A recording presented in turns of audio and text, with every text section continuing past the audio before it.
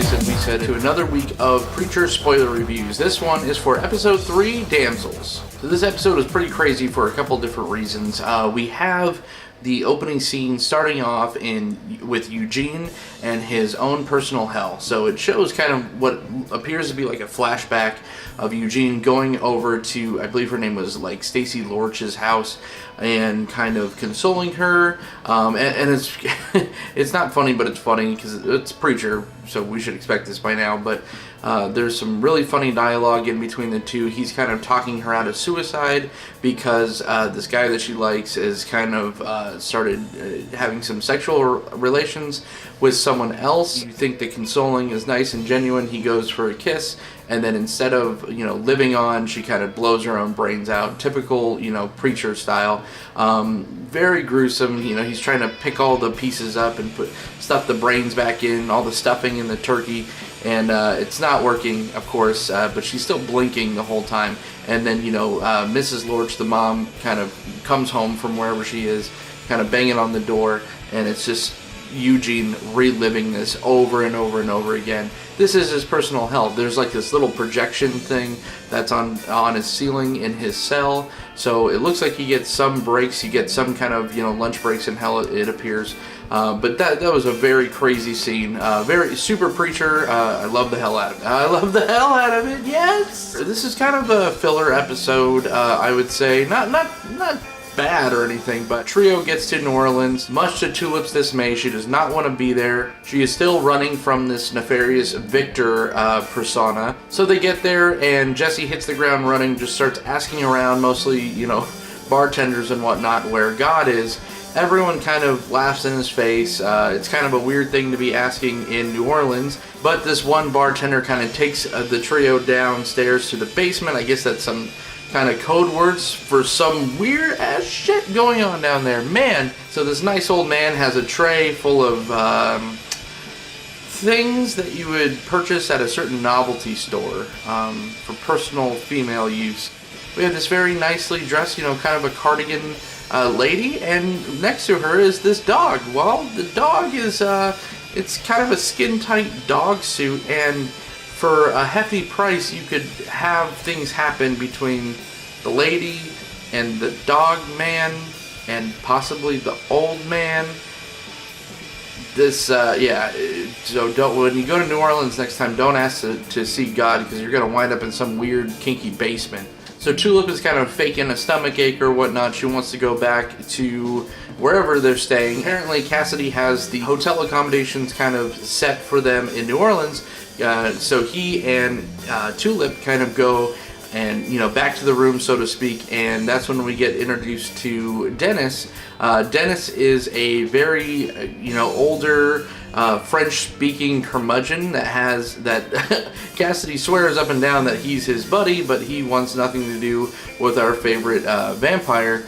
All the same, he still lets them into the house. So, like Tulip said, they have pretty good accommodations. They have Pop-Tarts. So back to Jesse's bender. He's bar hopping, going place to place, asking where God is. Everyone's kind of laughing in his face. He's drinking up a storm, however, and he winds up in this one bar where the bartender does tell him to go meet this certain person in this kind of speakeasy jazz club. And that's when we get introduced to Laura Featherstone. Laura Featherstone is this very attractive blonde lady, kind of a very sultry jazz singer, kind of reminiscent of Jennifer Connelly's character in Dark City. If you haven't seen that movie, what are you doing with your life? Please go check it out. So her and Jesse kind of have a back and forth at the bar, where she kind of learns his intentions, kind of sees that he's not really joking about wanting to find God. So she kind of throws a drink in his face to kind of feign like some kind of argument, runs outside, tells him to meet her outside. Well, at surface level, she gets picked up by these white-coated goons, thrown in a van. Jesse runs up, kind of does the word of God thing, tells her to stop, tells the van to stop, kind of beats the hell out of these about 6 to 8 henchmen, kind of Daredevil hallway style. That was a pretty cool scene. And then saves Laura Featherstone, brings her back to her flat. And he learns that she is a mother, and so she basically is talking to him about how Jesse got that van of goons to stop, and he basically comes clean and tells her that he has the word of God, and it even goes as far as to show her, I don't think he's really thinking very clearly, because, you know, that is a huge signal to call, you basically summon the cowboy, you know, the saint of killers after his ass. But he had to prove it. He gets her kind of on her way to safety. She gives him a little goodbye kiss, don't tell Tulip, and she takes off. Tulip gives Jesse a call basically to say nothing. She is very upset because she knows that she's in some kind of hornet's nest. Even seeing a nice lady on Bourbon Street basically saying that you know, she was so glad to see Tulip and that she wants to bake her famous pie.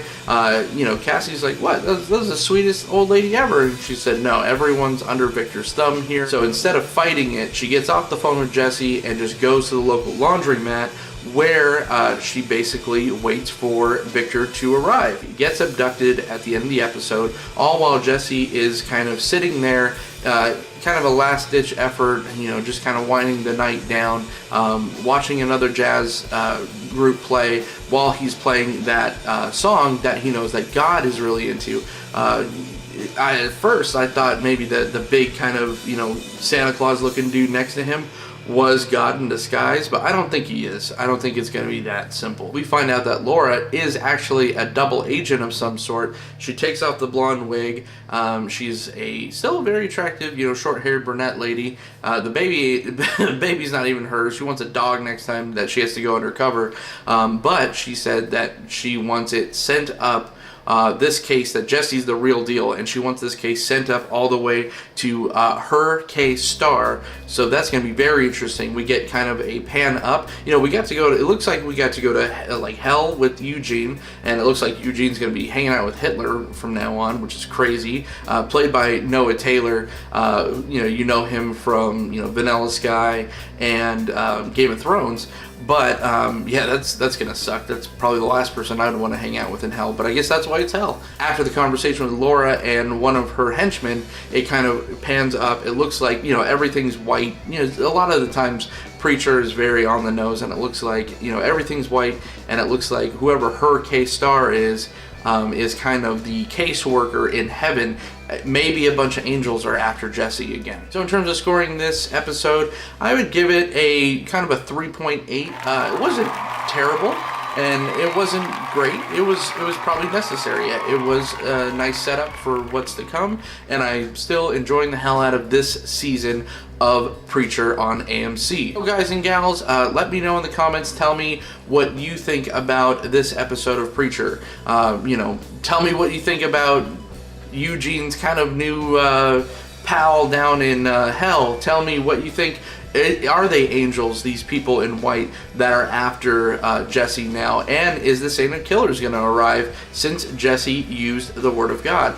Any of those things you want to talk about, let's talk about it in the comment section below. Thank you as always for watching. You could find me, John Dunning, on Twitter at OrzovDunn. You could also find me at John Dunning on Facebook, or the They Said We Said Facebook group, or They Said We Said on Instagram. So thanks for watching, and I'll see you guys next week.